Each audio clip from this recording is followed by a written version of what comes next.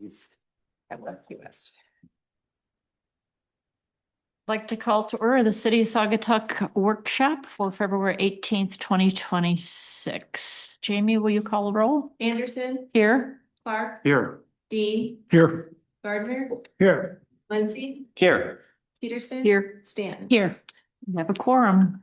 Any changes to the agenda? Russ? No, Madam Mayor, good afternoon, everybody. No changes to the agenda. However, I have to leave at 5:20. All right. So noted. Thanks, Russ. Can I get a motion to approve the minutes, which are on page 2? I'd like to go. Oh, public comments. Thank you, Chris. Whoopsie. Yeah, first public comment period. Anyone who wishes to make a public comment on anything that is on our agenda has up to 3 minutes to do so. Anyone in the room? Anyone online? All right, I don't see any hands. Now we get to approval of the minutes. Any, a motion? Madam Mayor, Yes. I move we approve the regular city council meeting minutes as sent for February 9th, 2026. I'll second. Any questions or comments before we vote? All right, it's a roll call. Anderson, Yes. Clark, Yes. Dean, Yes. Gardner, Yes. Muncy, Yes. Peterson. Yes. Stanton. Yes. Motion carries. Okay, takes us to discussion item 6A, the updated capital improvement plan and asset management plan.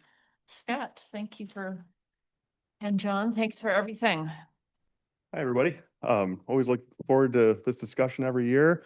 We've all seen the capital improvements plan that Fleece and Vanderbrink assist the city with every year. And through the process of staff discussions, a lot can change from year to year, but through staff discussions and internal and external data, as well as our strategic planning session priorities. This is a document that we update on an annual basis. So Fleece and Vanderbrink has helped update our capital improvements plan, and John's ready to pick away at some of the details of it. If you want to take our. Yeah, I think Scott's memo kind of highlights some of the changes. We've kind of adopted this format the last few years, and we go through annually, check off the things that are done or give ourselves credit for the things that are in process, and then try and incorporate your, results of your visioning, kind of the strategic items that you want staff to focus on. So that is the result. This year, it's probably a little less polished than in other years. I've already found a few things that I need to clean up on my end, but really wanted to get this in front of you and get your feedback on, are there priorities that are out of order? Are there things on here that shouldn't be? Are there things not on here that you'd like to see? Things of that nature. Few things to point out. A city manager earned his paycheck the last week in finding a 20-year-old, I don't know if it was in an email or in a drawer somewhere, a piece of the Elizabeth Street water main that we were programming to replace was actually replaced about 20 years ago. So it's not old in terms of infrastructure. So I trust we would have caught that somewhere down the line, but credit to Ryan for chiseling away at some of our costs. So we've got a few things that will be getting added to the GIS. We're doing a deep dive on all of the Saugatuck City records to make sure they're up there for future planning purposes. Yeah, happy to really take any questions. Scott mentioned this is intended to be more of a discussion than a presentation. So look for any comments, questions, concerns you might have. Well, before I see people wishing to ask questions, I just want to say thank you. This is great to have, very comprehensive, so appreciate all the work that went into it. Joe? Just questions. So you have, kind of five-year outlook, right? And the plan that you provided, and you did the same last year. And I didn't get an opportunity to go back and kind of compare the two, but directionally in terms of the, liability, if you will, the anticipated expenses, do you see them trending up, down, about the same as where we were last year? If you kind of look at that kind of 5-year rolling window. Right, pricing is tricky, always, and so they're usually trending. Of course, yeah, unfortunately. But we're making decent progress on that CIP. I think we talked quite a bit about it during our strategic planning session and reviewed all the projects that we have currently. A lot of that stuff, most of that stuff is on CIP, and then this year, in addition to that CIP, that's more of a short, relatively speaking, short to midterm document that has that, I think ours is a 7-year outlook. That primarily focuses on, the condition of the assets where the capital improvement needs are, and the budgetary costs associated with that, where that asset management plan that we'll talk about in a minute, that's really more of that comprehensive plan, that say 10+ year plan that focuses on the total life cycle of the assets, which is exactly where we can have these discussions and start picking apart areas like which level of service are we trying to achieve as an entity taking care of these assets. So I guess where I was going, and maybe it should have been a little clearer, right, is last year we kind of had a snapshot, right? You did put a lot of work into it, it was good work.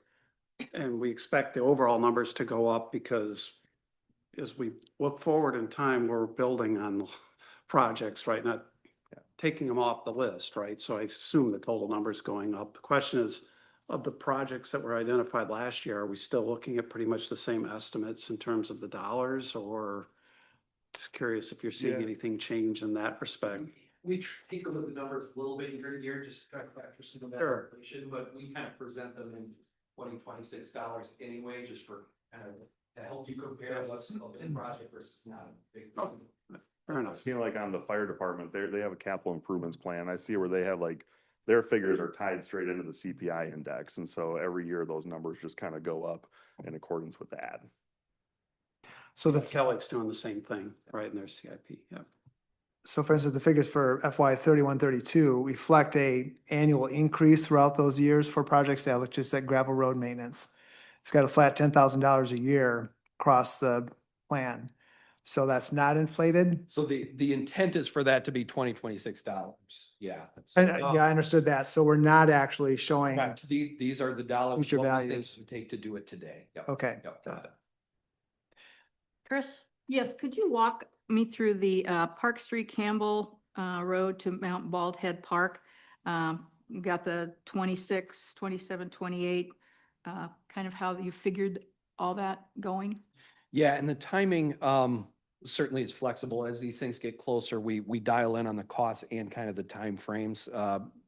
It's always a bit of a challenge because your fiscal year ends in the middle of our construction season. So we got to kind of pick, is it going to happen on one or the other or both? But the Park Street on there kind of captures today, starting with the study phase that just got authorized, is what's shown in the current year starting, and then kind of into next year, and then moving into design of something, whatever that study results in.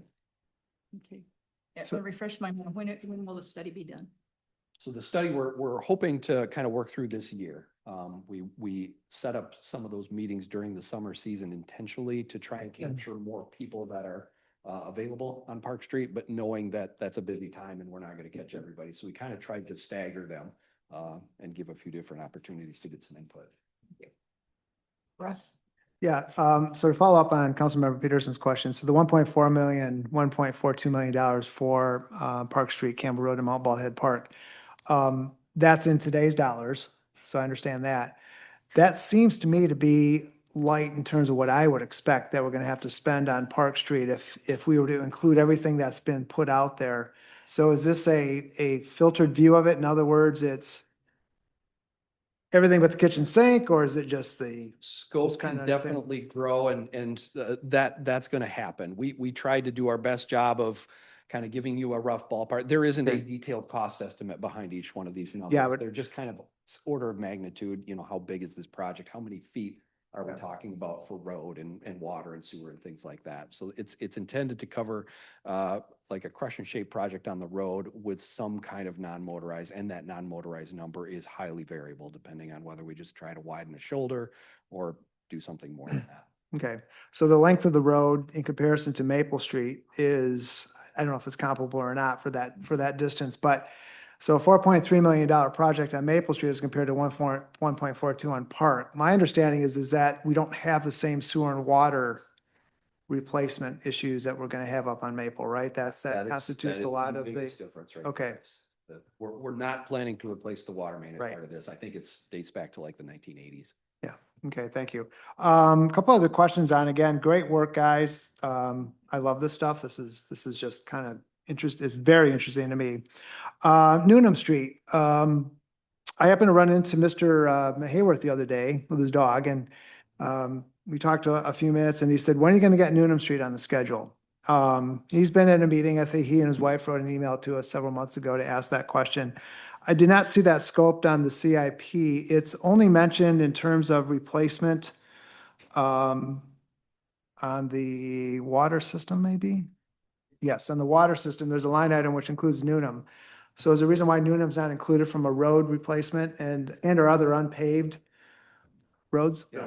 Yeah, thanks, Scott. This kind of leads into some of the very local type knowledge, but prior to Mr. Hayworth living on Newnham Street, if you remember, Tom Batches lived on that road, and his father Clyde Batches before him. They actually preferred that road while they lived on it to be gravel because they worried about parking in the summer and then unnecessary traffic. If it was paved and an improved surface, then it would welcome more traffic on that road. And so they much preferred their more quiet, quaint little corner of downtown. And so it was really only until I think Clyde had passed away and then Tom had moved and Mr. Hayworth bought Clyde's house that then then Mr. Hayworth expressed some interest in doing some road improvements. But we have done improvements. I want to say, gosh, I don't know when we did millings on that road, but I would say a decade ago. Yeah. At this point.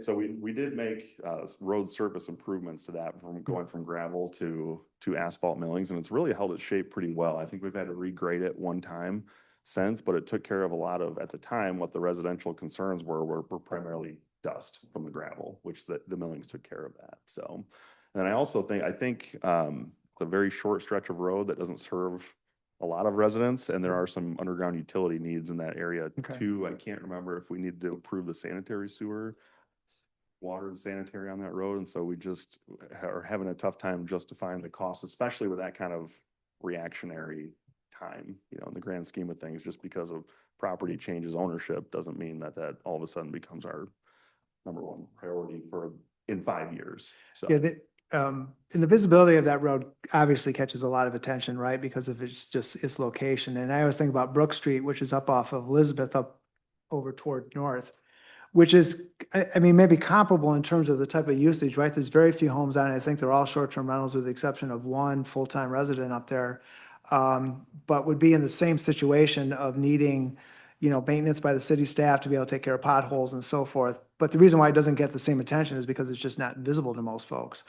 So at some point, I think it would be good to get this on there and to get Newnham Street on there, whether it's in the next year or two, but just to get that, because I think as times have changed and people have changed, I think it's the attitude towards that road. And, and I imagine there's a fair amount of maintenance that the DPW staff has to do to keep the potholes clear during the summer. And, it's.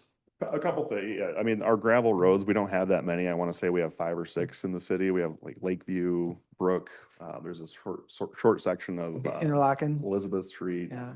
Yeah, Half a Yeah. Mill Street. Yeah. So, I mean, it's definitely open to discussion. We welcome that feedback. If there's an approach that you would like us to take to try to, pick away at some of these non-improved roadways, we can certainly do that. I will say that we do have a pretty good surplus stockpile of asphalt millings, which have really been received well by the people that live on these roads as kind of an interim, especially when you look at the CIP and we're talking about things like Elizabeth Street, Maple Street, Park Street, Butler Street, Lucy Street. I mean, we've got some heavy hitters coming up within the next 5 years or so. So, but we're all ears. If there's a group consensus on how you would like to see us tackle or, at least get the ball rolling on some of our gravel roads, welcome. For me personally, it's your recommendation, the engineer's recommendation to say, okay, we're spending an enormous amount of time maintaining this road when there's a better solution for it. That's what it comes down to, or a safety issue. I don't think this is a safety issue at all, but that's what it comes down to is, okay, how much time are we taking to actually have to take care of the street? And is it potentially a damage issue for cars that may, et cetera? That's what would drive the decision, not so much what I think looks good or doesn't look good. It's how much effort is it going to take and what's the cost to replace it? From a maintenance standpoint, like I said, Newnham Street, it was about 10 years ago. Don't quote me on that. I'm amazed at how fast years fly by, but But yeah, we've really only graded it one time, I would say, in that decade. So very minimal maintenance. And especially as we move towards using that stockpile of asphalt millings that we already have. I know Public Works, years ago, we did the Reservoir Road with asphalt millings, and that, once they lock up in place, I mean, some people even think that that road was paved with HMA asphalt at one point, but it wasn't. It was just the compaction of those asphalt milling pieces. So it sounds like you're okay with where we are with all of those. Yeah, I mean, again, you can make an argument for, picking away at a gravel road here and there, but from a maintenance standpoint, yes. Okay. We're fine. All right. This is just a quick aside to throw a wrench into the whole thing, but it always seemed to me that that street should be a good opportunity for diagonal parking. On Newnham. Yeah, so, and it was this past summer, I met with Mr. Newnham, I don't know if it was Lauren or Holly, I can't remember exactly, but Yep. and we asked John to kind of take a look at that a little bit more and where we're at with, underground infrastructure. And so, I mean, this is again, just this past summer, but I mean, we're looking at $400,000 to $500,000 just for that one street too, because it needs sanitary sewer, we have water. We need drainage improvements, and then are we going to potentially have a sidewalk, improve additional areas for parking? So I think what we had told them at the time is that the best time to probably look at this might be when we actually are looking at Lucy Street in that area, because, or that end of Butler Street is one of those phases, because we'd already have equipment and be designing and doing work in that area. Anyway, would probably be the right time to look at that. So Thank still you. probably several years off, but it'll have to be done. I think John was saying within 10 years or so anyway, because of the, the water main issue. So, yeah. Got it. Thanks, Mayor. I think it's really useful to have the 2022 road conditions map with the Pacer work. I think it's really helpful. And I've been wondering if, I haven't seen it, but I've been wondering if there's a lot of traffic, like on social media, people wondering about, Maple Street Plus, which got a lot of press in one of the local papers recently. And it occurs to me that map and a little short description on how the Pacer rating system works, might go a long way to help residents and visitors understand that there actually is a process. It's not, nobody has a favorite road. It's based on, a lot of engineering, a lot of work that shows, where the work needs to go, first. I think it's a nice piece of work, and I think it might be useful for us to promote that more so people understand the process behind some of these decisions, particularly, when we do a big one. Yeah, I mean, this makes it, and I'll have one more thing, yeah, I mean, this helps people understand the Maple piece. The other thing I was going to mention is I'm pleased to see that you've got hopefully some contingencies for state, federal funds to supplement some of these projects. I'm glad you're still aggressively looking at the state revolving fund, grants and loan opportunities. The pot of funding is not what it used to be, but I think it's still worthwhile for us to look at it. I mean, even a low interest loan, might allow us to, maintain investments otherwhere that have a higher rate of return. And the state quite often is very generous with loan forgiveness. So I'm really pleased that you're looking for opportunities for other funding sources for these capital projects. Gregory? We hit the Village Square Court improvements, which I see here for the next year or two that we're working on. I had mentioned the parking lot next door and the condition of the parking lot and the sewer, or the sewer cover, sewer lid or whatever. Is that part of the DPW resurfacing I see there? And are we planning on doing that around that time, or? Yeah, in my mind, we've been pretty aggressive over the past few years about doing all of the work. Right. We started on the north end of town, did some work on Spear, work early south, Francis, looking at Mary Street. And so as far as that parking lot goes, that's on my radar for some mill and overlay work. Okay. For next fiscal year. Great. So I guess that work would most likely take place this fall, I would think. Great. Thank you. Other And that questions? has to be approved by you. Right. I'll at least recommend it. All right. Russ? Yeah, thank you. Councilmember Dean brought up something I was going to mention too, and that's the Pacer study. It's dated 2022. How often does that get, or is there like some kind of a statute we have to follow that gets updated? Because that goes to the state, right? Yeah, we recommend every roughly 3 to 5 years, and I was glad you brought it up because the second line there in the roadway is a recurring kind of updating that every 4 years. That's always a fun time for us because we get to take credit for all the new asphalt and time. Hopefully it looks dramatically different. Yeah, thank you, John. I think what should tie into that, and I think Councilmember Dean was alluding to this, is that it would help if we could publicize to our community how this gets prioritized, right? What gets attention first, right? Because the people on Park Street are saying, why am I waiting another 2 years and Maple Street got the attention first? We've been talking about Park Street ever since I personally have memories of Park Street. And I think it's driven by other priorities that people may not be aware of, right? It's not just the attention that it gets, it's what's the actual need, right? From an infrastructure standpoint. So I think it would be helpful to help people understand how do these get prioritized within a year-to-year budget, you know, especially the roads, other projects too. But I think that would be helpful for people to understand how the PACER drives really what should be driving this process, right? What needs help first? I mean, if you look at the map, it's, you know, if we're not in poor, we're in fair condition on most of our streets. The only one is Perriman, that I think that's green. And, you know, so I think that's something that would be help our community understand how we go about this. Yeah, yeah, that makes sense. A lot of residents, they're really only looking at the surface of the road. You know, nobody is paying attention or can't see the water mains underneath. So bringing those justifications to life a little bit more would certainly help from an understanding standpoint. But we're going to build on that conversation a little bit too, like through the asset management plan, because the CIP is a great tool for all of us to have in front of us. But really, you know, putting a comprehensive list or asset inventory together to start off with, and look at how many things that we're really tasked with taking care of over the course of its life cycle. That's going to be really important. I have barely scratched the surface.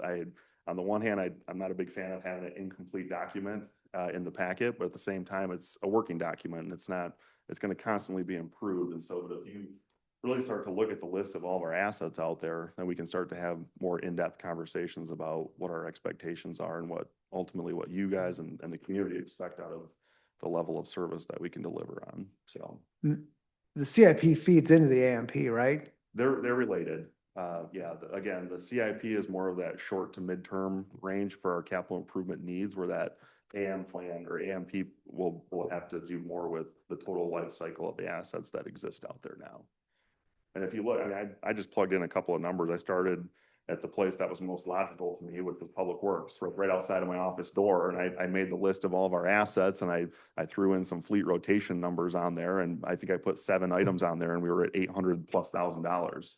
And then we have a long list of assets out there. So it's going to be important to use these documents as a tool to drive these conversations so that we're all aligned on how we're delivering on these things.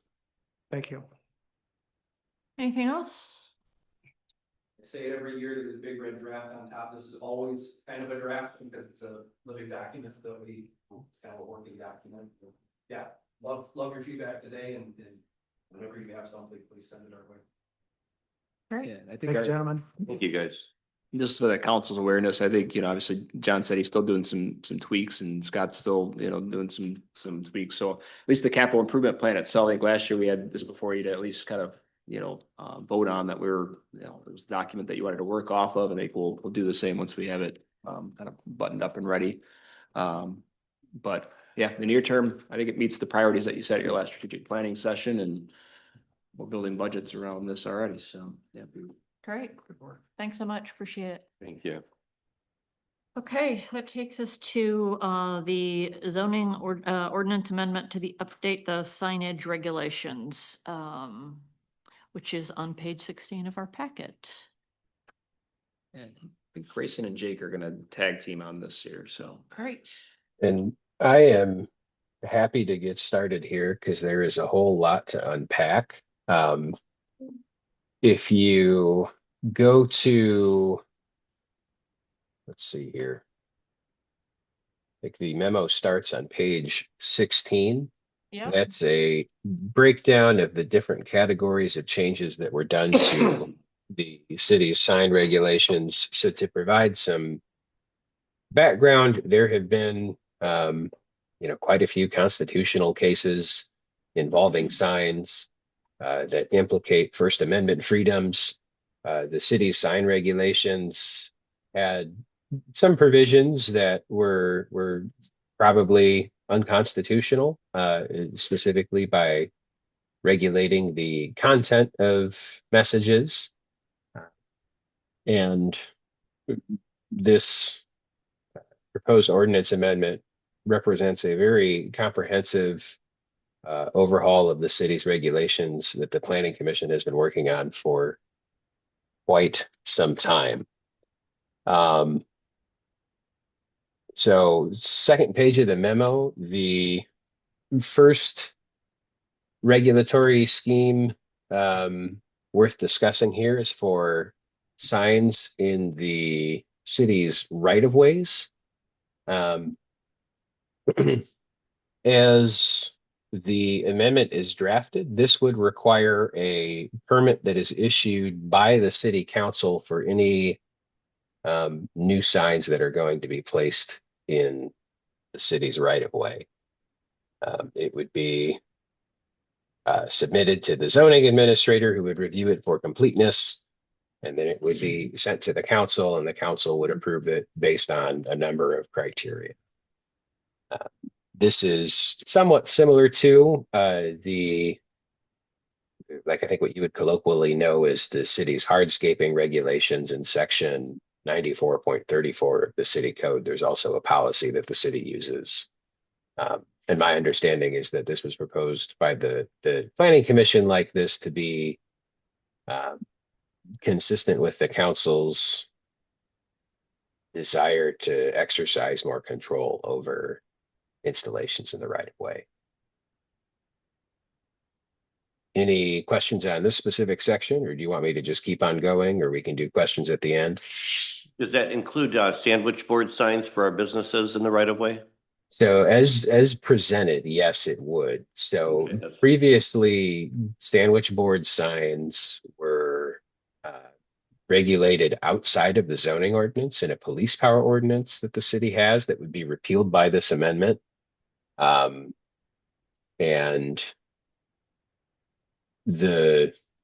so there's no I guess grandfathering of existing sandwich board signs, and there's no exceptions as presented that would allow sandwich board signs without a permit from the council. Okay, So they can or they can't have them? They can have them. They have to have a permit. So the section we're looking at now, it explains that a permit is necessary for any sign that's going to be within the right of way. And then sandwich board signs are specifically subject to some other standards that are set forth in the standards for signs in non-residential zoning districts. So Ryan, there's- Oh, I didn't mean to cut you off, but there's limitations as to where it can be relative to a sidewalk and how big it can be and when it can be displayed, and so on and so forth. Ryan, would there be a fee for our merchants for that application? There is, yeah. A sign permit is $75.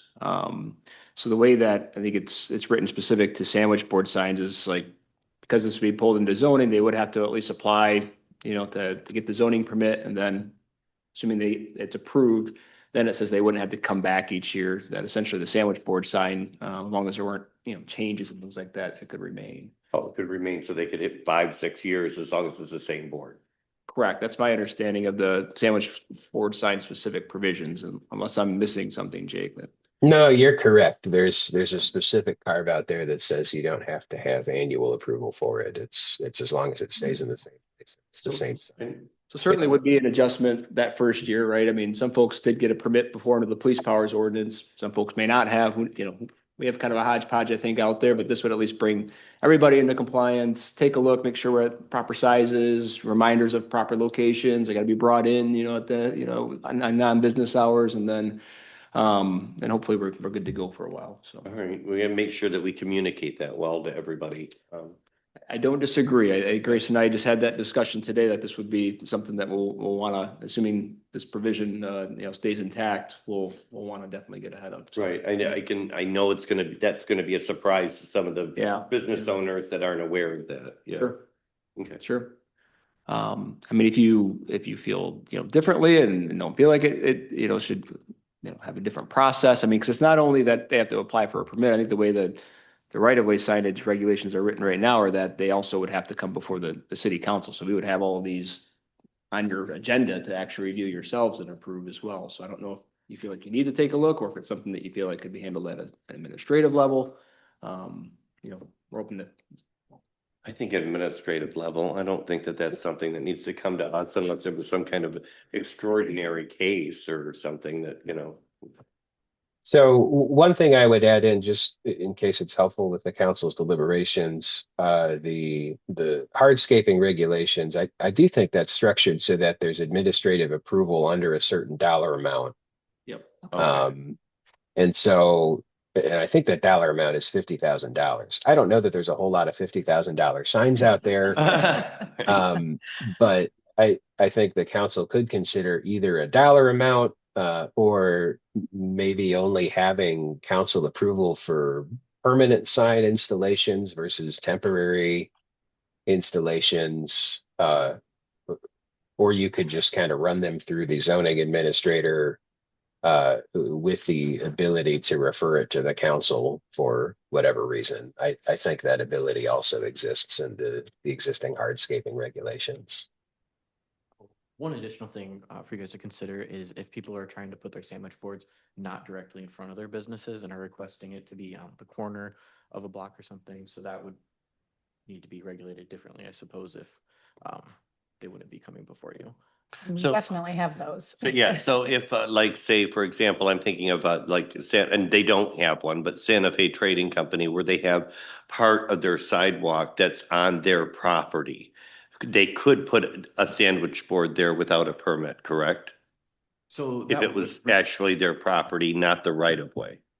if it was actually their property, yes. And then if not, they're able to get the right of way permit, put it right directly in front of their business. They just have to keep a 5 foot wide clear pathway. Right. But we do have some businesses where they have, a short, small area in front of which is part of their property before it gets to the sidewalk, and those would be acceptable without a permit. So they would be acceptable so long as they Meet the- meet the square footage Size and- requirements for yeah. temporary signs. Yes. Right.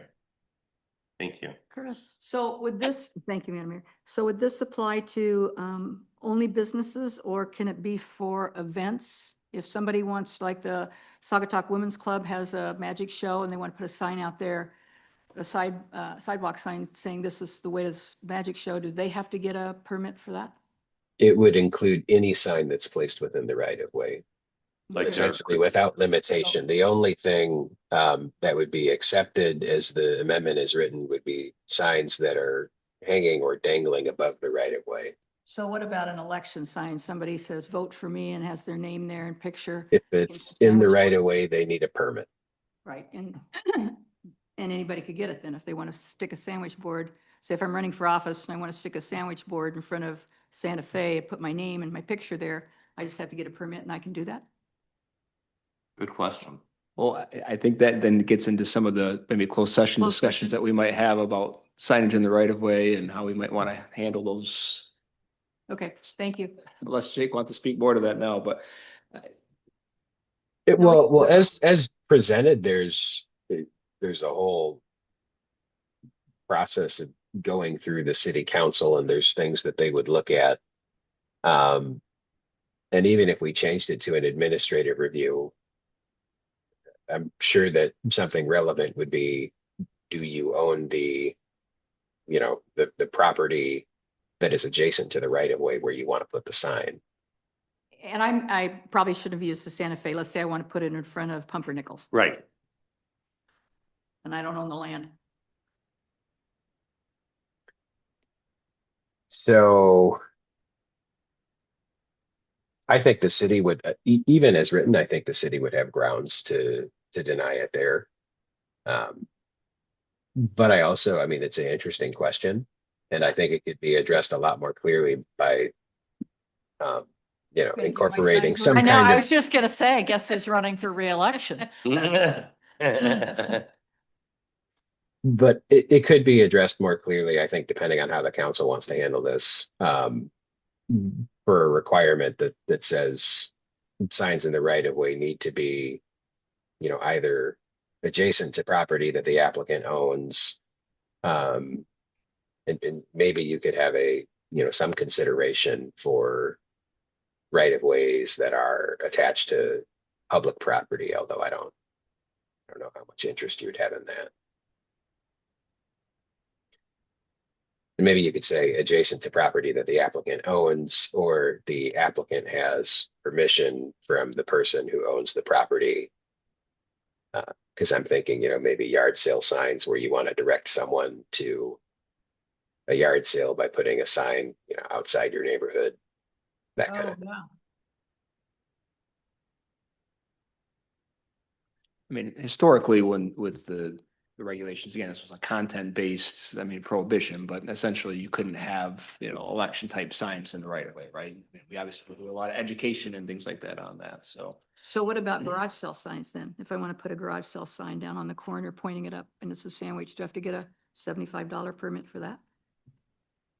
If it's in the right of If way. it's a sandwich one, but then if it's just a, Any signage in the right of way would require a permit. Ah. yeah. So the little guys not the little guys, the little signs that people stick in that say Beaver Tree Service and they just stick them in. Mhm. Should they have a $75 permit charge? it If can be on it's- private property.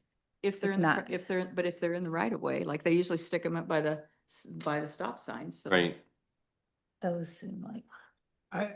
I would think those signs would, they're already prohibited anyway without a permit. So they're putting there, just some guy's driving through with signs in his back, throws them wherever he can throw them. Then Mhm. a lot of cities just go and remove them anyway because they're not permitted. So I would see that to still be the case. I see them often at the corner of Holland and Blue Star Highway, anything from, roofing to, side job type signs that'll, pop up, maybe be there for a few days and then they're gone.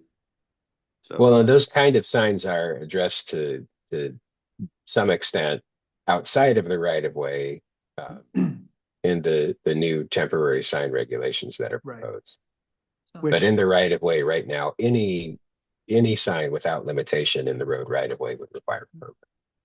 Including temporary. Yes. So for me personally, garage sale signs or yard sale signs are not something that I think we should get that overly concerned about. Most people are pretty responsible. They put them there for the day or two and then they're gone. Yeah, because I don't if they see it. take them out, people show up at their houses, so they take them. Right, yeah, exactly. So I don't see a lot of risk there to, I The mean. the challenge though is that that's getting into the To content content. of the sign. So how do we, Yeah. that- All signs. Yeah, can we step back a second to some of the recent Supreme Court rulings and the First Amendment issues here? Because I'm trying to understand, I want to be clear on what content neutral means, because I feel that there is a linkage between this item and some of the other items we're going to be discussing this afternoon. Mhm. And I want to make sure that any decision-making, any deliberations we conduct, help us understand that, if we're going to go in one direction with one of these items, we may be obligated to go in that same direction for other items, if you get what I'm saying. So, I mean, I don't know that there's no, that much of a nexus in this specific Okay. context. So, and I have no problem telling the council, because the case law is pretty well established on this point.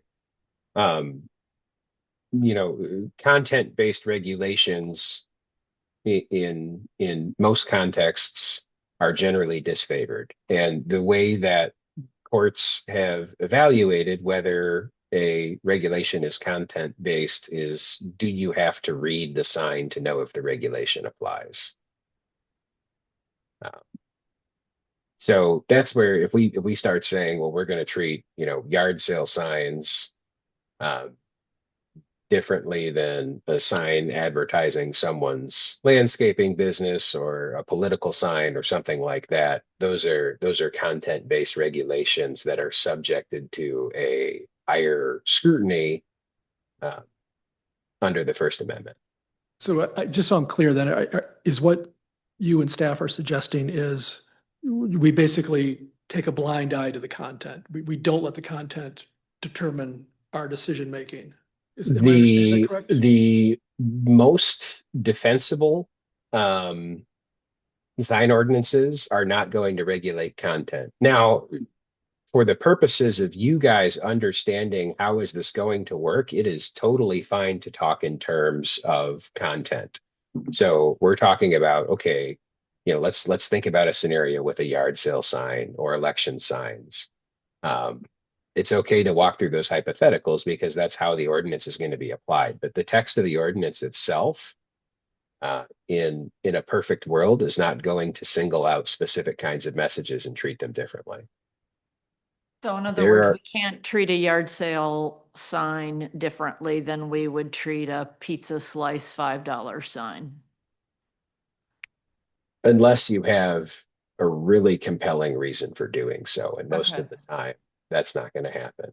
Now, Okay. I will complicate everything I just said by saying there are a couple of nuances. So you can distinguish between commercial and non-commercial messages, even though that to some extent requires a examination of the content of the sign. There are different levels of scrutiny for regulations that attach to those messages. So those two general categories are okay.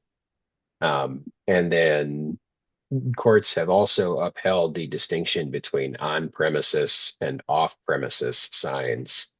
An off-premises sign is in very general terms something that refers to a thing that is not on the property on which the sign is located. Whereas an on-premises sign would not be that. Madam Mayor, thank you. I guess where I'm going is, I don't think we should be regulating garage sale signs and making people get a $75 permit or yanking them out. I think there's going to be, I just can't imagine having that happen this summer when people start putting up the signs and they get ripped out. I mean, and then to do it with combine, can we do a carve out? I guess that's what I'm saying. To me, the difference between a yard sign and a political sign, a candidate sign, are totally different. I just want to be clear, is this, if this ordinance goes through, nobody can put out garage sale signs. So those would not be permitted in the public right of way without a permit, but you can Yeah. put them outside of the public right of way. So like on your own property, or if you're, you know, if whoever's property you want to put it on, they give you permission, then you can do that without a permit. Yeah, I can understand that, but if I'm going to put it at the corner of the house, corner of the street, can't do it. Not without a permit. That does seem odd to me too. It That's seems so gonna- temporary. That just is ridiculous. I mean, Yeah. that's just, people are just going to go crazy with that. That is such an overburden. So could you tie that to length of time? So you can't put a sandwich board out, you know. Oh, I don't need a sandwich board. I just mean one of the little things you stick down in. I'm not talking sandwich board, just the garage sale signs that you just stick down. Right. I'm not talking a sandwich board. I'm just talking paper or whatever that's there for maybe 48 hours or for, put it in on Wednesday for a Friday sale. I mean, to me, that's just overly burdensome.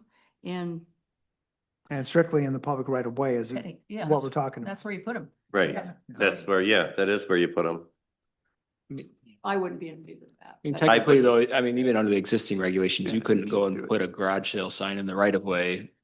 That's supposed to without a permit. I mean, our temporary sign regulations today say you can have a garage sale sign without a permit in your yard and things like that, but Right. signs can't be placed in the right of way without some sort of permit.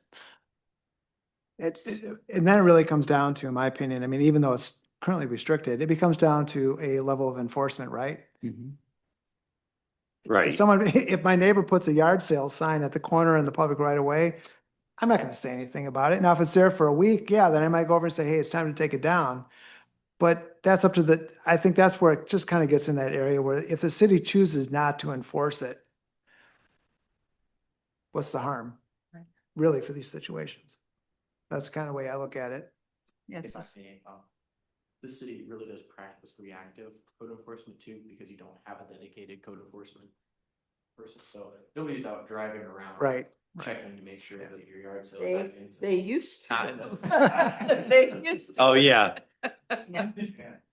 We had to pay $25 to get a garage sale. You still do? Sign- We still do. And then you got the check back Yeah.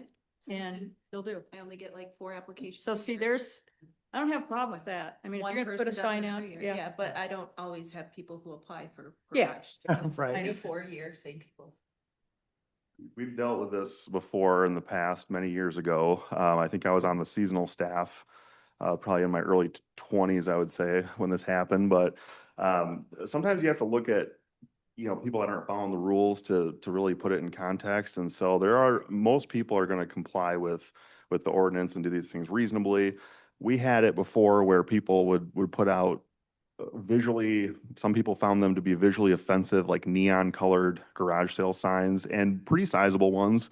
And then they would have them there for a week at a time or 2 weeks at a time, or just leave them there permanently. Or they would put it out, Friday after the full-time staff would go away, and people were complaining about it. And so the city manager at the time had me go and pull garage sale signs, which caused an absolute uproar in the neighborhood up there. I was not very popular at that moment, and they made sure that I knew that. So it's I remember that. it's been kind of, most people are going to do it responsibly, but there's going to be people that don't. It would happen again. It would. And I think we do have to be cautious, that we have to be careful with suggesting that we would, enforce our ordinance differently for certain types of signs or. Right. Right. That's my You know, concern. That's Yeah, we I have thought about that ordinances, we too. should enforce them. My concern is, slice of pizza, garage sale, but political party, church benefit, garage sale of the proceeds benefit a particular church. I mean, for me, I think consistency needs to be, really forefront on this. Because I'm really concerned that you get into First Amendment issues if you're not careful. And it sounds like, Jake, correct me if I'm wrong, but it sounds like the courts have agreed that, the First Amendment protections are quite broad for free speech in all forms. Tell me if I'm wrong, but that's the impression I'm getting. I don't know about all forums, but certainly public forums. Okay, I'm sorry, all what? public forums. Oh. I would say, like, I think we've identified actually some additional things in talking about this with legal counsel and staff and the planning commission's recommendation as we've had a chance to digest. And I think there's some additional things that we've identified that might warrant some further discussion, anyway, and we might be recommending that this go back to the planning commission. So I would say, I think we've heard your feedback related to the rights of way, and I think there are some additional things probably that Jake wants to cover with the ordinances to get your feedback on today, that we can get your collective feedback, and then assuming you feel like it should go back to the planning commission for further discussion, we can arrange for that. Great. I think that makes sense. Okay, so Jake, you. next topic, Jay. Choose wisely. Yeah. Well, I'm just going to continue to follow the order of the memo that Trent wrote. And to the extent it is confusing, I think I can throw him under the bus. Trent did a great job on this, by the way. I came in midstream. I know Joe was on the planning commission when this first started, but Trent's done a great job guiding the planning commission through this process. Well, and I think as our just scratching the surface of the first topic here, council can really appreciate that it's a very nuanced and complicated subject matter, especially with the applicable constitutional limitations. So next point here is the signs that are permitted in all zoning districts without a permit. And then a quick note here, these regulations are kind of already a monster. And so there was some effort to avoid making them even more monstrous by providing a bunch of specific regulations for different land uses and or for different zoning districts. So the attempt to simplify it is breaking it into residential properties and non-residential properties. So you'll see the definitions of those things included in the memo.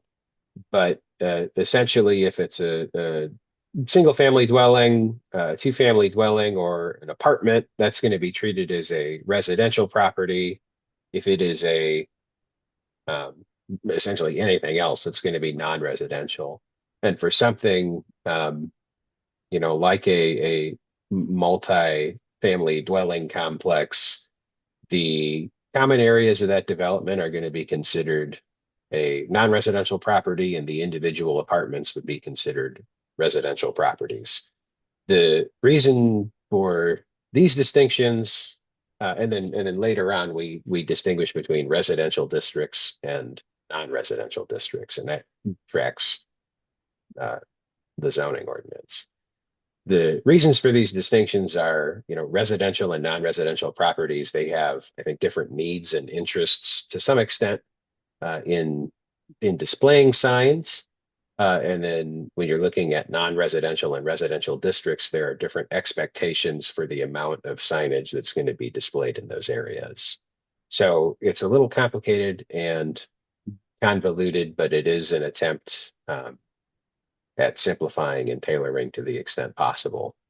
So the signs permitted in all zoning districts, there's flags, and these are based off of square footage for both residential and non-residential properties. There's some limitations on, causing an obstruction for traffic. There's limits on illumination, and then permanent flagpoles, those require a zoning permit. So you can't just go and build a flagpole in your front yard without getting a zoning permit. But if you have temporary flagpoles,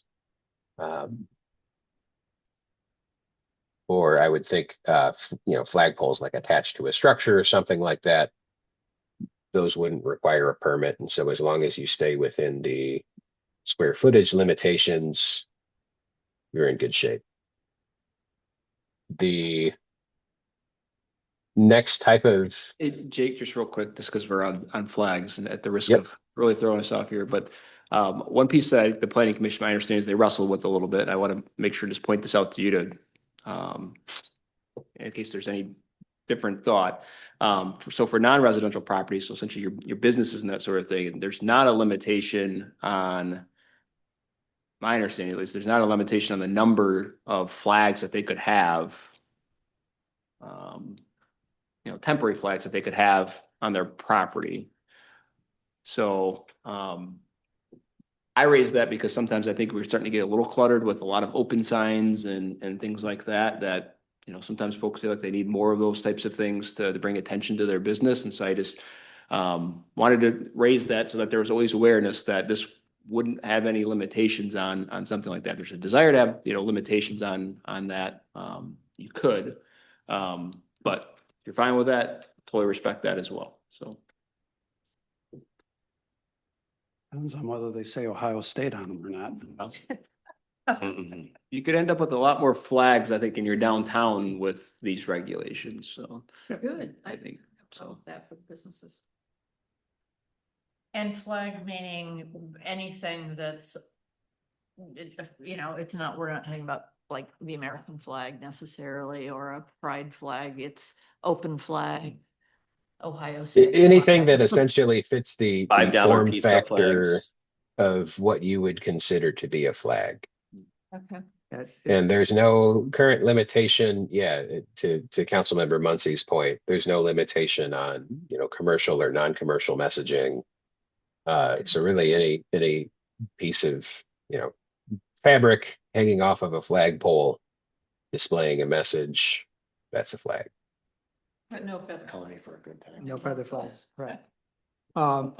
Just kind of jump off the city manager's comment. The planning commission and Joe maybe had this experience too about limiting the number of flags. And the reason why we didn't put a limit on it was because frankly, didn't think there was an issue with this. Most businesses are going to be pretty respectful. I mean, they're not going to want to make their business look tacky, Right. whatever term you want to use. So frankly, I don't, we just thought this is probably not something to really focus on because it's probably never going to become an issue. I mean, if people want to put up 50 flags, the ordinance would allow them to do that, but I don't think that'd be in their interest, frankly. Well, and I don't, oh, sorry. And obviously you picked up the ball. You guys have done a great job, by the way. It's a really tough subject. But I think when I was on planning, there was also a general consensus that nothing we put out that has as much complexity as what goes into this ordinance is going to be perfect. Right, but something needs to be done and we may have to make adjustments going forward. I don't know if that's been discussed or that's still the outlook, but Oh, absolutely, yes. for something like the number of flags, I think if we saw it go out of hand, I think we would want planning to take another look at it and And that might make be, adjustments. that might be self-managed with their neighboring businesses as well. They might just say, hey, come on. I think the street will take care of it. Okay. I would, I guess maybe exercise a little bit of caution with the idea that we're going to be able to do drastic course correction in the future. I mean, these are zoning amendments, and so there is, at least for permanent signs, the specter of it being a lawful nonconformity and being able to continue potentially indefinitely. Maybe temporary signs are a somewhat different issue. Okay. But from the standpoint of the city attorney, the less you guys regulate signs, the easier my job is. So if we want to leave this very permissive, I can get on board with that. Okay.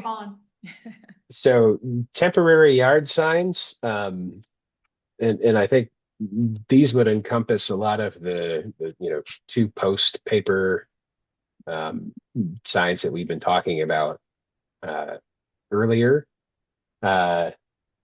These are allowed. So for residential properties, you have just a square foot limitation. No singular temporary sign can exceed 6 square feet. And then collectively, all of the temporary signs on the property cannot exceed 48 square feet.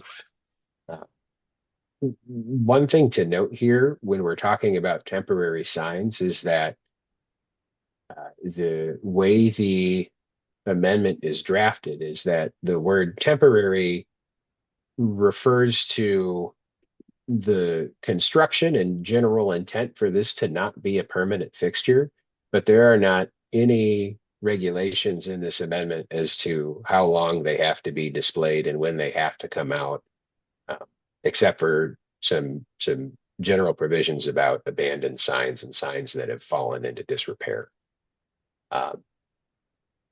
So they are temporary, but under this scheme as presented, Grayson is not going to be going around town and cataloging them and counting down the days until they have to be removed. The distinctions for the temporary signs, we do regulate off premises and on premises temporary signs. They are both permitted without any real distinction on residential properties. So you can have temporary signs that say whatever you want. For non-residential properties, the temporary signs are limited to on-premises temporary signs only, except for this scenario in which on-site services are being performed, in which case there can be a off-premises temporary yard sign while those services are being performed. So my understanding is that the intent behind this provision is, if the inside of a business is being painted, they can have a sign that identifies the company doing the painting, or because of constitutional concerns, I suppose they could have the $5 pizza sign out front, so long as the interior renovations are ongoing, and then when it's done, the sign would come out. Madam Mayor? Yes. Thank you. Jake, define off premises for me then. So it can't be on the public right of way. So is that? like, A middle of the off-premises sign is a sign that advertises or is meant to draw attention to an entity, business, person, activity, good, product, event, or service offered or existing elsewhere than upon the same lot where the sign is displayed. So that means Bobby Gaunt has a $5 pizza at Scooters and she lives on the hill. Right? Is That what would you're be saying? an Something like that. off-premises sign. Oh, but Right. it still have to be on private property. There's still no way they can put that being painted by so-and-so on anything other than private property, right? This section, yeah, just describes what you can put on your own property. Yeah.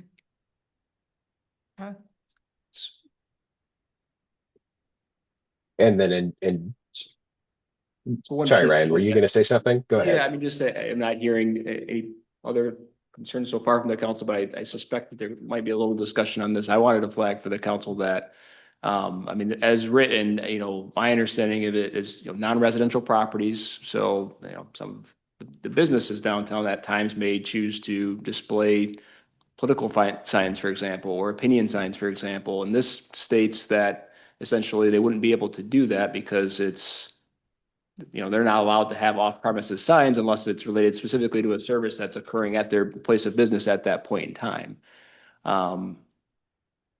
So, I mean, it would be good to have some of your feedback on whether or not, I mean, that would be a change, I think, from where we were at before with, a certain display of certain signage, by businesses essentially, right?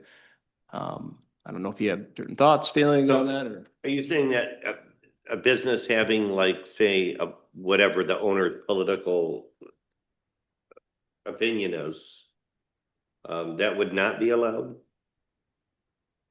I think that would be an off-premises sign and that, as this reads today, and Jake, I mean, Well, and I'll actually say it's tough to say whether it would be an off-premises sign or an on-premises sign. And the reason for that is normally the off and on-premises distinction makes a lot more sense in the context of commercial speech. So if you have a coffee shop, you can have a sign out front that says, coffee here, that's an on-premises sign. You can, but if you have a sign out front that is advertising Budweiser and you don't sell Budweiser at your coffee shop, then it's an off-premises sign. When you get into non-commercial messages, like political, ideological signs, then the analysis gets pretty messy because, the person living in the home, they agree with the idea that Greg Muncy should be reelected to the city council, but Greg Muncy does not live in this home. So is that an on-premises or an off-premises sign?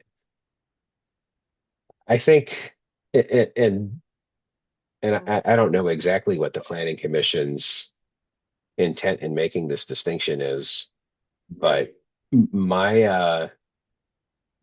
recommendation, and maybe we can have this conversation more with the planning commission if this goes back. But I think there's two potential approaches here. One of them I might like a little bit more than the other. The first would be to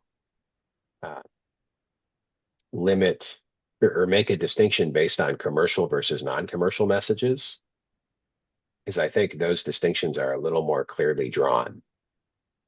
And then the second approach, which would be my preferred approach, would be to just not make any distinctions regarding commercial messages or on or off premises signs and just say temporary signs, and they can be whatever the property owner wants, so long as they fit within the prescribed dimensional requirements.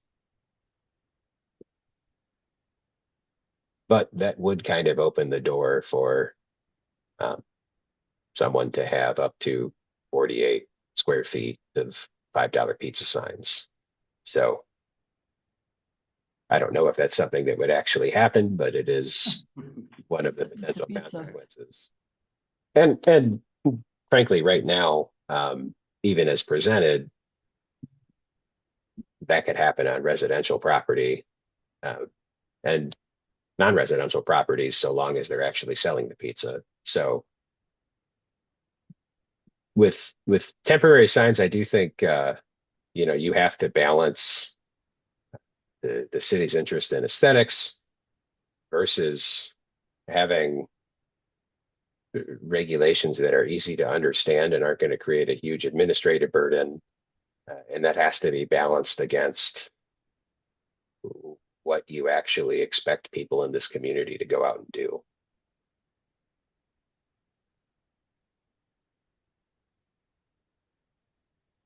My brain hurts. Yeah, it's to wrap around, so. I want pizza.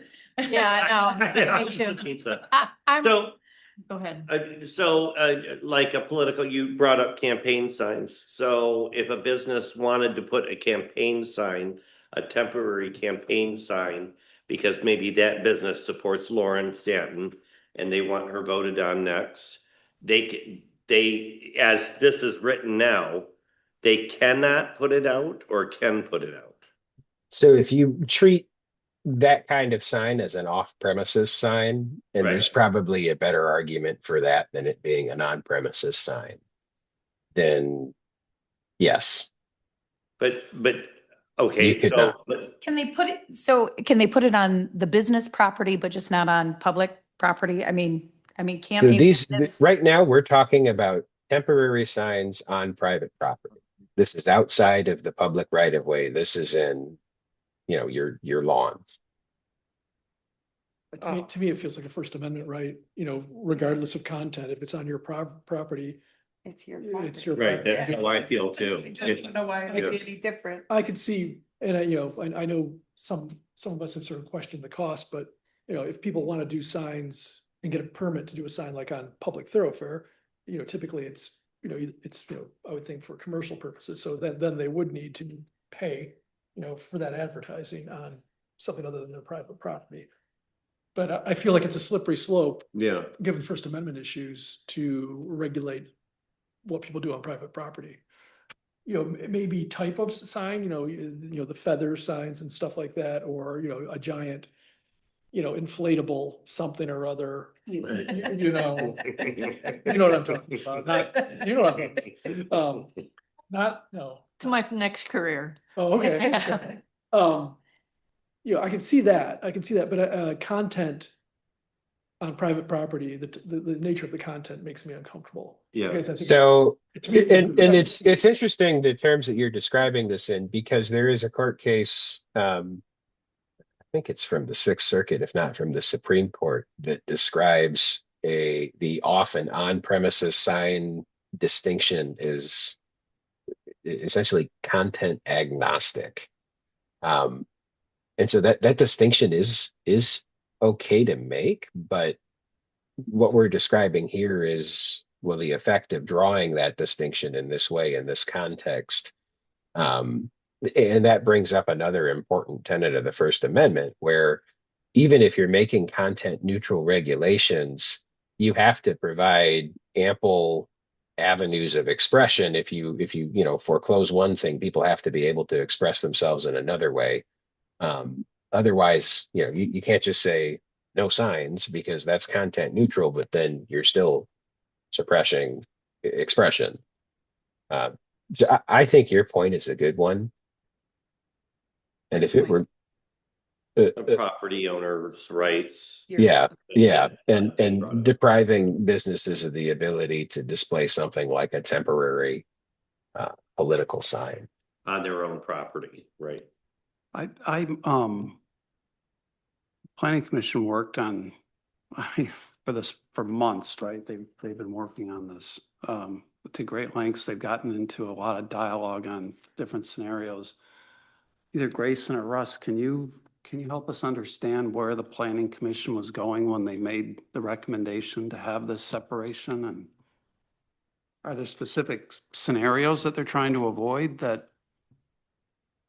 Those conversations didn't try to regulate political signage per se. It was more so somebody mowing your lawn type of sign that's happening. It's an off-premise sign. Oh, I It's see. more the idea in regulating that.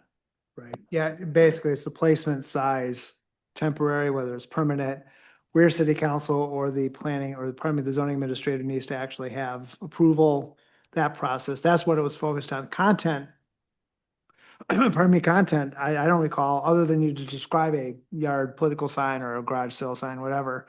There was no discussion about content that I've had. I don't Okay. think their intention No. in recommending it this way was to No. eliminate that. To from suppress. businesses. Yeah, Right. exactly. Yeah. So, gosh, this is hard. So I know Gary Cott is across from me and I'm above Land Sharks and Gary Cott lives above his business. So they kind of are businesses, but not. I displayed all of the political signs during our last election cycle. Everybody's political sign in my windows. And I know Gary over the years has also hung political signs up in his windows, which is part of his business. As we're reading this, would that still be allowed or not be allowed? As it's written right now, it would be permitted for you to do that second floor on the residence, but not on the first floor because it was a business and that's technically an off-premises sign. So it Okay. would need to be amended. Well, let me actually throw a little bit of complication in there. So right now, the part of the ordinance we're talking about is temporary yard signs. There are also allowances for attached signs that have no off-premises, on-premises distinction. And then there's permitting, like you have to go through essentially just get a zoning permit or a sign permit. But there's also additional signs that are allowed for non-residential properties. So in Greg's scenario, it would be allowed. There's a question, depending on the size, a permit might be required, but it would not be a permit that has to be approved by the city council. It'd be an administratively approved permit. So, But neither of those scenarios involve a temporary yard Could sign. I put a sign in my window at home that says $5 pizzas at Hooters? So if Temporary it sign or a permanent is, sign? Yeah, right. Are you asking- well, the outside of temporary signs you're allowed to have 4 attached signs not to exceed 2 square feet without a permit. So if you're a residential property, that can be an attached sign, because I think attached signs will include signs attached to windows. So as long as it's not over 2 square feet, you're in good shape. Over 2 square feet, okay. So And you can have up to 4 of those. I can start selling advertising there on the corner, okay. So, a question, for planning, I think for the waterfront ordinance, there was a before and after grid that we could kind of look at of what are the regulations today and how will they change?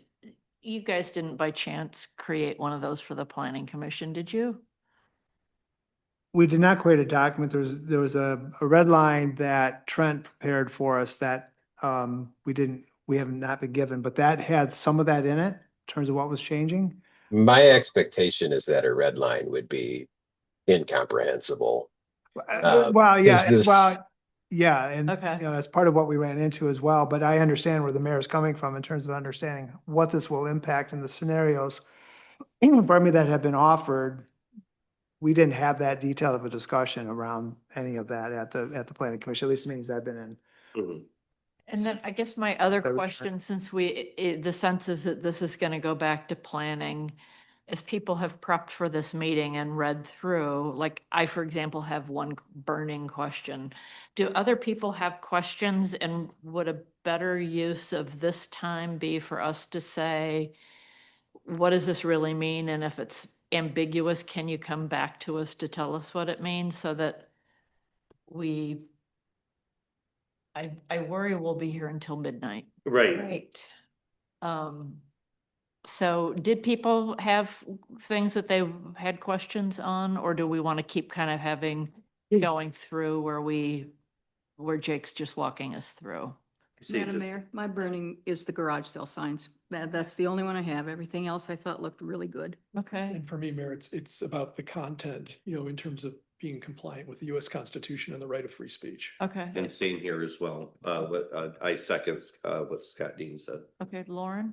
No, I don't have anything other than trying to figure out Right. all the confusion. But it would be nice to have a one-sheeter about how things have changed, what people need to be aware of changes, or, like, just so people are aware of some of the most common things that might occur and be able to get that out to the public. Right. Joe? Yeah, I agree. I mean, having that sheet's going to be helpful. I mean, it's in it for months and it's still, Yeah. it's a mental challenge, right? Trying to understand all the different permutations and combinations. So, and yeah, there's questions. There's probably a dozen questions that I have about things that probably haven't even been thought through yet, which is why I led with that comment that my guess is things are going to pop up that we didn't think of. I mean, what happens if somebody drives a sign truck into town and parks? That's the right of way. Does that mean they need a permit? What happens if it's just a construction truck with advertising on the side? Does that mean that they have to have a permit? There's just, this thing can unfold itself endlessly. So, Yeah. Well, I think getting some of those on the table now, I mean, to Ryan's point earlier, since we'd have to change the ordinance, the more of the questions we know. And so maybe, we can funnel those to the city manager if we don't raise them here, so that if, at least because I think this is going to come back to us again or go back to planning. I do have a question on murals. So, and this is about me and my yard. And my neighbor, Christopher Raphael, is here. So in my yard, there is a small sign, and maybe it's 10 feet wide and however tall fences. So it's a fence, it's a little fence that the woman who built the house built, I think, to block her view of part of the neighbor's house. And I've been looking at this fence for years and I don't like the fence. So I thought, you know what? I'm going to have somebody do some art that I can put on the fence. And it's really cool. She kind of did pieces. It's like a big, huge painting. Amy Reckley, who's arts at Happy Stands, kind of fits together. It's probably 10 different pieces nailed together, slightly higher than the fence. One piece kind of sticks over to the fence. And I'm reading murals and I'm thinking, oh, oops, fill in the swear word. Is this a mural? And so if I could get I would just like to know if that's a mural. Because if it is, gosh, I would live with that, I guess, if we passed it. But the mural thing was confusing to me. Because it is literally nailed to a fence. Yeah, personally, I think that the define what a wall surface is then, which I know that sounds in the weeds, but once we define what a wall surface is how we would kind of define that. Okay. At this point, I think. Okay, goodbye. Oh, You stay. don't want to stay? Oh, stay. Get back here. Oh, my God. Jake, we just lost our crowd here, just by the way. Yeah. somebody to clear a room. Yeah. That's how Yeah. these He'll get these us, sign gets up and ordinances leaves, go. we'll let you know. Oh, man. So that will be something will be clarified more. Yeah, is Okay. there a preference amongst council on how you'd like that brought up? Do you have interest in permitting things like that in residential districts? Or I know that Ryan had kind of mentioned perhaps painting utilities with like art on them from the city doing that, their perspective. So I don't know if that's something you guys want to. And my question, so I have thought of it as a sculpture, just a sculpture that was, Artwork. yeah. Right. Yeah. And, obviously I will live with whatever the city ordinances are. But I think I think that would come up with other people. Right, and some people could paint something and say, oh, this is art too, which might not, It's inside your fence, right? It's inside my yard. It's on the, I had brought a picture if you want to look at it later. But it is, so say the podium, extends further, it's a fence, it's nailed to that. See, So- I think it's your private property. I just And if really you're feel like right, it's private you know, property. how I look at it. In here, yeah, then I think we need to be clear that it's not a mural, because I think murals aren't allowed on residential properties. And the mural description kind of sounded like my fence, Right. so You said it's nailed to it. It's not directly painted on the fence. it's nailed to it. Perfect. You're good. Because it Well- could be removed. Is it a billboard?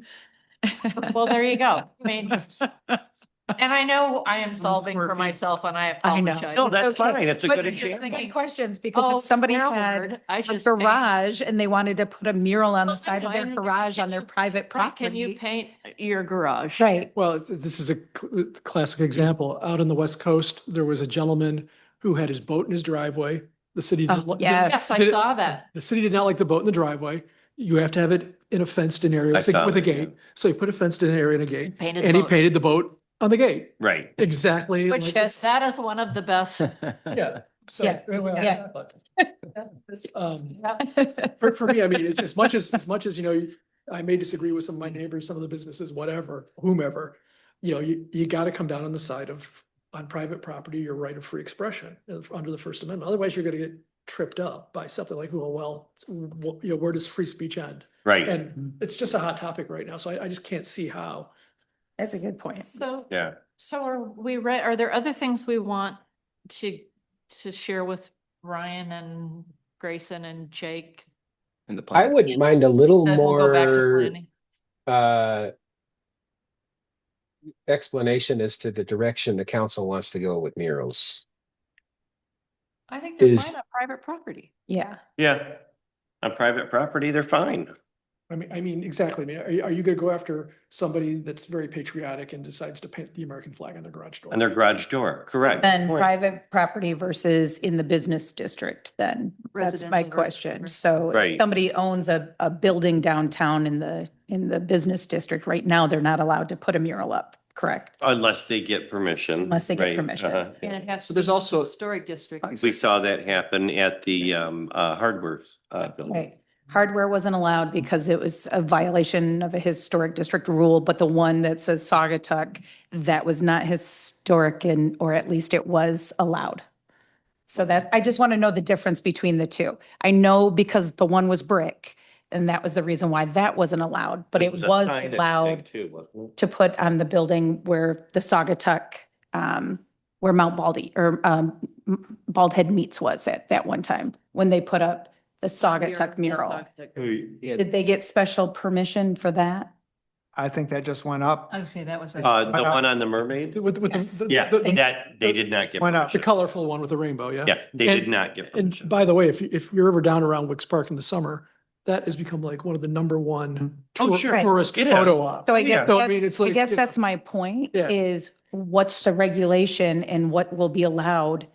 You know, Yeah. it's one thing on private property in a residential area, but the other is, like, if you own the building and it's downtown Yeah. Saugatuck. So a what's- mural, what's mural the- doesn't contain like commercial elements and it's not signage of the business, right? So you're not putting your business logo on it. You're not putting, I mean, it's something that's, Right. you know, unrelated. And then Okay, in the case of, Like- yeah, the hardware store, the issue with that was more of a historic right, district I understand. regulation perspective. So then, like Duck Alley was denied theirs because I think they were going to put, Their logo. Their I had that logo. Conversation, they wanted to put and that wasn't a allowed. version of a Duck Alley logo. on But a if they would have mural, just put a duck Which was lar- scene, Which was larger than the sign. they would have been fine. A duck scene would have been fine. Well, I think it depends on Really? what that. I'm asking. Yeah, I think it depends on what that scene looks like. Are they displaying some sort of commercial message or logos or I mean, then how do you words or? judge what that theme is? Well, Right. And that doesn't even touch the topic of what if it's a bad artist? I mean, then you're gonna be looking. Yeah, that's another one too. A chicken or a horse. You're right.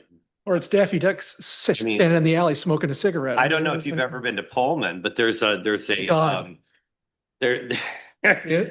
there's quite a mural there. And it reminds me of, the sign from Schitt's Creek, the show Schitt's Creek. You know what I'm talking about? Across from the Pullman. Across from campus. PT 109. Okay. Yeah, uh-huh. And if you take a closer look at it, So Okay. getting us back Right. on track. Thank you, Mayor. Yes. So Is it right? I mean, it's a good path forward. We've given feedback to our planning commissioner representative, to our planning director, to our attorney, to our city manager.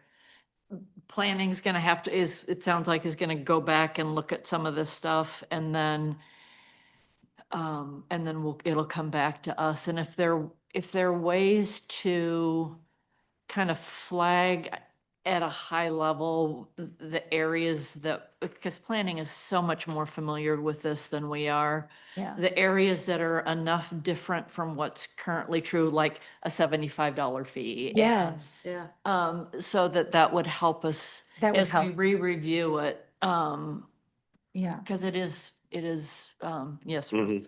Yeah, I think Trent would be in a good position. As a matter of fact, Jake, we had a conversation with Trent on one of our most recent meetings about trying to help the city council and our public understand what was kind of taking place here from a change standpoint. And Trent, I think, had offered to put together something along those lines. That would be great. So you may want to talk with him, because we had expressed some. Yeah, some we're concerns we're that- due for a conversation after this Yeah, meeting anyways. yeah, and because it's he not has been leading criticism the of charge. Trent, but we anticipated this type of conversation at the council. Mhm. Or at least I did, and I said, this is something we should probably bring with us so we can make sure we can or at least explain this more clearly. All the scenarios that are being discussed, you can never plan for all of this. Right. You can never plan for this, but can you at least give the tools to the city manager and the zoning administrator to actually make sense of this when something comes to them like, I don't. What we need. That's, and I think this ordinance does that. So I think Trent will probably be helpful in terms of what we asked for from a planning commission standpoint. Okay. Great. One final thought for me is, maybe the easier way is to sort of, this was very comprehensive and well done, team, for such a comprehensive proposed ordinance, but maybe it makes more sense to break this into chunks on things that everybody can kind of get behind. Like, okay, how do we feel about feather signs? I think everyone's pretty clear on feather signs. So I think there's that, maybe there is a discussion on murals, I don't know, but maybe it's graduated, maybe it's like, okay, the feather sign, let's just say, became a problem. So maybe we regulate for feather signs. And then let's just say suddenly murals become a problem. Then we regulate for murals, maybe that's an easier way than to try to do soup to nuts on this, given the First Amendment issues and the content issues. Maybe we sort of chunk it out a little bit and tighten up where we think there are problems, but wait and see what happens rather than have this huge. Yeah, I think the challenge we have today is that really our ordinance largely has some issues with just meeting constitutional muster because of the content-based regulations, like, Yeah. And I do want to address Councilmember Dean's point about the constitutionality and the content regulation. I mean, the draft that's in front of you was, put together with a constant eye on not regulating content. I think there's a unintended consequence that is happening in the temporary sign regulations that can be fixed. I think that's a relatively straightforward fix, but other than that, I don't know that it presents any of those, end result impact concerns where it's so restrictive, it's suppressing free speech. And I know that Trent and the Planning Commission were pretty meticulous about removing any references to content that wouldn't pass constitutional muster. Okay. Right, that helps. Okay, so are we in a good place, Ryan? Yeah, I think we've had good feedback from you. If there's additional feedback, please, send it our way. It sounds like, we'll work on drafting some things to take back to the planning commission and have them do some further work on it, and assume they'll work on it and make a recommendation back to you when they're ready. All right. Okay. I do need to excuse myself. Yes, thanks, Russ. You're welcome. Okay. This was a good discussion. It was good brain work. Yeah. Okay, that takes us to 6C, the temporary polling location change, Sounds like a good idea. Okay, D.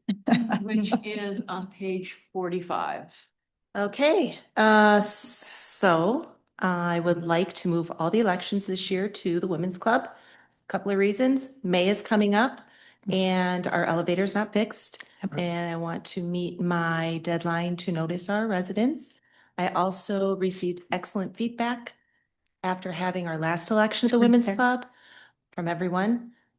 So in terms of not confusing our residents with moving it back and forth, I think with the August and November elections and the expected turnout, it would be a better venue. I've already checked with them. It is available. And so that's why it's. before Sounds you. great to me. Yes. Awesome. Yeah, thank you. I support with just one question. Is there anything on the horizon in terms of what, may happen with election regulations in terms of that site being compliant? Obviously, making it, the fact that it's ADA accessible in this area is huge. Mhm. But anything else in terms of cameras, distance from? Oh, yeah. di- Are there dis- cameras?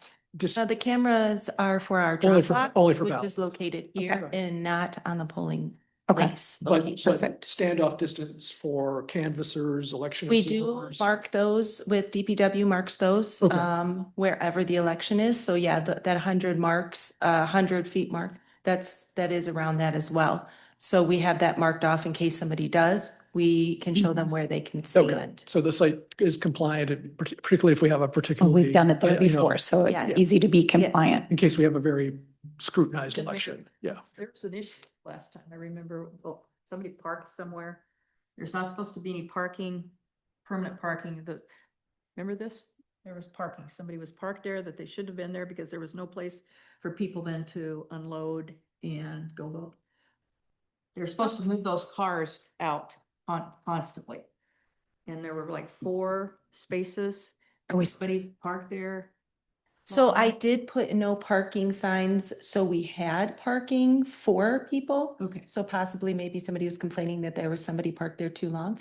But I block out as many parking spots as I do here for parking for residents as I do down there. And that will Okay. still be the same this year. Anything else? No. Great, thanks, Jamie. Thank you. And then special event Indivisibles No Kings on page 49, Jamie. Yes, so this is a new event. So typically your annual events don't come to the workshop, but your new events do. This is a No Kings 3 event to be held in Coughlin Park on March 28th. We have had a safety meeting already with fire, police, and DPW, and we do have a safety plan in place. We also have the organizers online. If you have any questions regarding the event, they can answer those questions. Great, thanks, and thanks, Aaron, for being with us. Any questions? No, just a comment. I mean, I'm prepared to support it, but I just think we need to be clear-eyed that, if we allow this event, any organization that might have a different viewpoint than the Indivisibles, well, I feel like we'd be obligated to, react the same way. So I just think this goes back to the First Amendment issue that we need to be even-handed about this. So, yeah, I mean, I will support it, but we need to be clear-eyed that if anybody else comes that may have a countering viewpoint, I think we'd be obligated to also approve that. Of course. Yeah. Okay, All right, thank you. Brian, anything from you on that? Okay. Then that takes us to, and thanks Jennifer Reese and Aaron for joining us for that. Takes us to updates to the city council rules of procedure. So, we're proposing some changes to our standard agenda, and I just want to provide some context before we open it up for discussion. What's great about our meetings, I think, is we're having some really good and productive discussions. And I think people are feeling like they're able to make their voice heard, which is awesome. I think we've been really respectful of one another, which is also great. We've also, though, seen our meetings get kind of long, and I think some of that we might be able to tighten up a bit. So Ryan and I have, talked about what we might do. So, obviously we're solving for conducting the business of the city, and the new business is what's really, where we want to have the meat of the discussion. So one thing that we're proposing is moving the new business up higher in the agenda and the board and commission reports later in the agenda. So that, because, sometimes we get kind of worn down by the time we get to new business. So this keeps our energy in focus.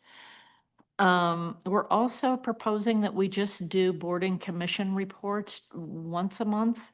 You know, we moved from the staff reports from twice a month to once a month. It's in the first meeting of the month. We're recommending to do that the same. That's a So great idea. usually there's nothing new because the Right. boards and commissions only meet once a month. Yep. So that would kind of tighten us up a little bit. I'm going to try to do a better job facilitating, especially like on the city manager's report. We get questions, which is great. It's a, good time for Ryan to answer questions or clarify, but sometimes we kind of get into, policy and other kinds of discussions or, suggesting where we want to go with something. And I'm going to try to rein that in because it's really not, that doesn't belong in the Q&A. And it's kind of a fine line between Q&A and throwing in other stuff. The example of that was we kind of got into a long discussion on AT&T and then the technology plan and all of that. And I think just tightening up, not getting into a policy discussion during a city manager's report. And that's really on me to facilitate and then we've So you would want people to save that for council comment? save that for or- council okay, comments. okay. And then the other thing is how to propose in council comments, we've gotten suggestions for what people would like on a future workshop. And it's sort of been, we kind of look for head nods, and if there's a consensus of council, then we'll try to work that in. What we're hoping, what we're recommending is that once a quarter, so it's at those offsite in January and then April, July, and October, to devote time in a workshop where we just kind of go through our priorities. Are there new priorities? Because really all of our agenda items either comes from the day-to-day running of the city, like approving accounts payable, or things that come from our priorities. So, Maple Street's a priority, so, we look at the bids and approve bids. So, but if there's something new or different, really funnel that into those quarterly meetings, and then council again can say, do we want to add this as a priority? And so that, I think it provides a little bit more discipline to make sure we're actually looking at it through that strategic priority lens.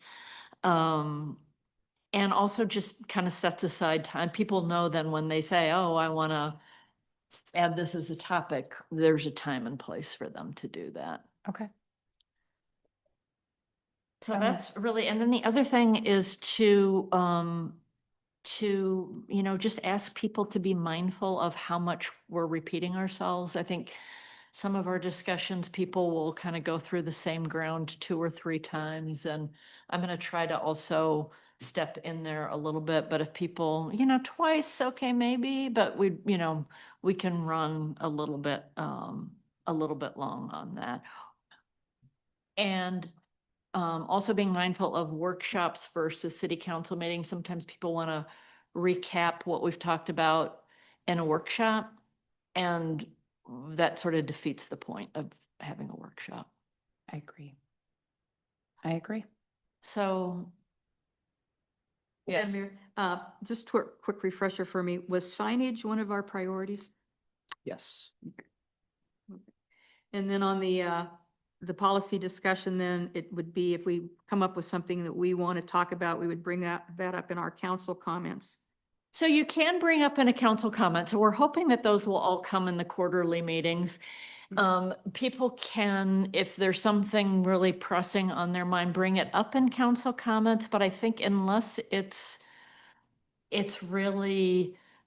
something where we want to readjust our priorities sort of on the fly, we'll encourage that discussion in the quarterly meetings so that we just have a disciplined quarterly and that those meetings would be, I forgot to bring my copy of it, but here's our page with the priorities. How are we doing? Ryan can kind of report on, where things stand, any concerns we have, any questions we have on how we're making progress.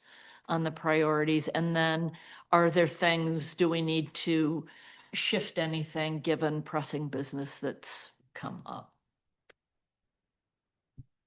Mayor, Yeah. I mean, I've often said, I would like the idea of us, having like a quarterly kind of financial kind of, Mhm. sense check to see how we're doing financially on a quarterly basis, like a corporation does. So I could equally support, also dovetailing that, maybe a separate workshop with, how are we delivering against the priority? So the quarterly thing I like a lot.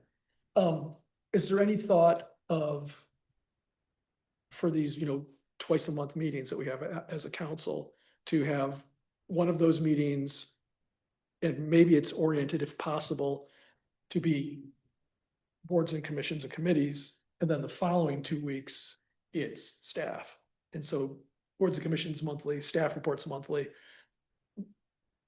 possibly with the boards and commissions. And I'd have to think, I don't have the calendar in front of me, like when the best time to do that would be, where you sort of got the freshest information from the boards and commissions. Right. As opposed to, it being old news, basically. Mhm.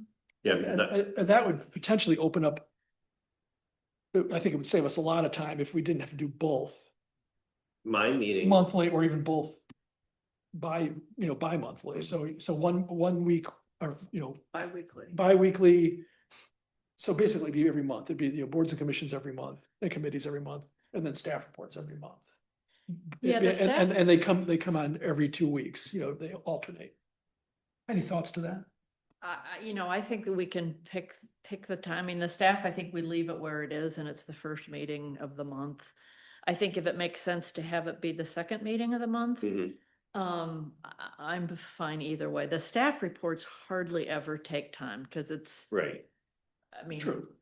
True. So I don't know that we would really be adding, but I do think, yeah, I like that idea. Brian, do you have a preference on, yeah, so do we have a preference on the first meeting or the second meeting? Yeah, our interurban meetings are always right after, they're on the third Tuesday. Okay, So I would constantly be giving old news if that was at the first council meeting.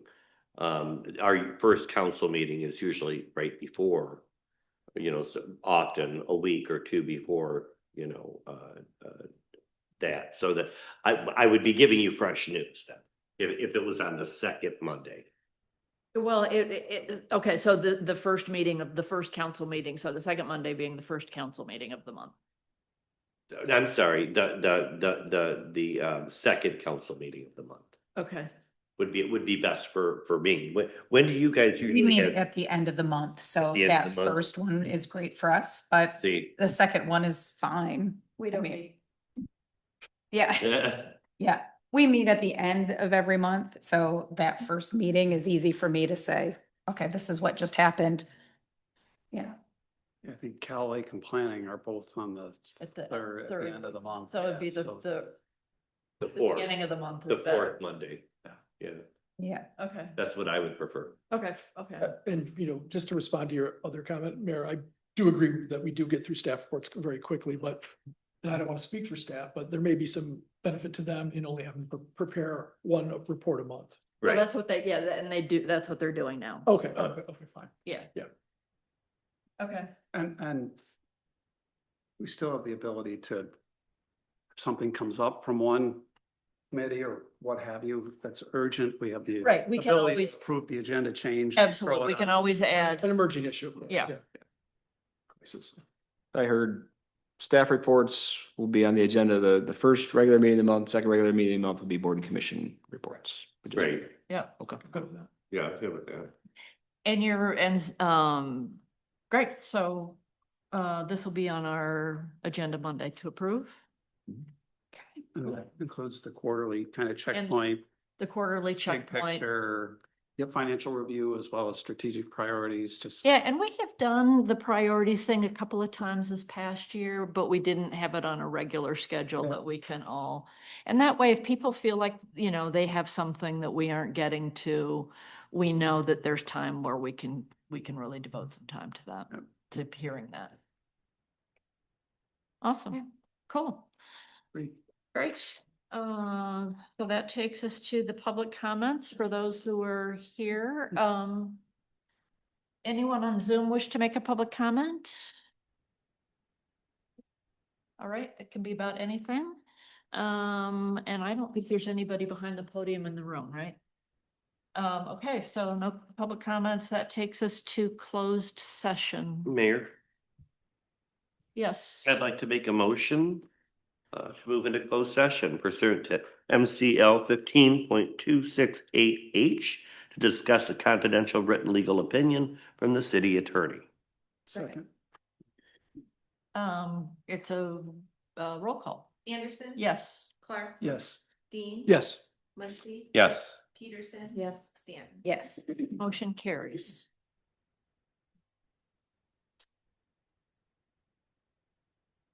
Thanks to all who joined. Over. I'll show you a picture. Oh, okay. You took it down. Oh, no, she's. still No, has no, it no, up. I didn't know, but I Yeah. did kind of have when I read that, oh, you know what words I was saying. We're back in open session. Yeah. I won't Okay. say it out loud, but Okay. we're back in open session. And I don't think there's anything to do but adjourn, correct? Council comments. Comments, Council all right, comments. okay. But Mayor, I'll save mine for Monday. Okay, Scott? Just a really, as usual with this group, a really good conversation. I mean, we all have different views on these things, many things, but I just really appreciate hearing from all of you. And because some of these discussions that we have are not easy and they're very complicated. So I just appreciate everyone's attention and viewpoints. Same here. There's a lot of talent in this room and I learn a lot and I do appreciate everybody's input and comments. So I'll save any other comments for Monday. Agreed. Yeah, Monday. Thank you. Yeah, great council, great staff. And with that, who wants to make a motion? Motion to adjourn. Okay.